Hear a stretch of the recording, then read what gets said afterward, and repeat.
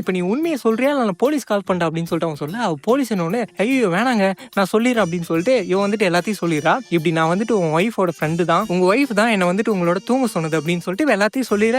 அவனுக்கு வந்துட்டு ஒண்ணுமே புரியல. எது என் ஒய்ஃப் உன்னை வந்துட்டு என் கூட தூங்க சொன்னாலா, எதுக்குமா அப்படின்னு போது, ஏன்னா அப்பதானே அவளால அவளோட எக்ஸ் பாய் ஃப்ரெண்டோட ஊர் சுத்த முடியும் அப்படின்னு மாதிரி சொல்ல, எது எக்ஸ் பாய் ஃப்ரெண்டா, என்னமா சொல்றேன் எனக்கு ஒண்ணுமே புரியலமா அப்படின்னு சொல்லிட்டு நின்றுட்டு இருக்கும் போது, அப்போ அப்பன்னு பார்த்து வீட்டுக்கு வெளியே ஒய்ஃபோட சவுண்ட் கேக்குது.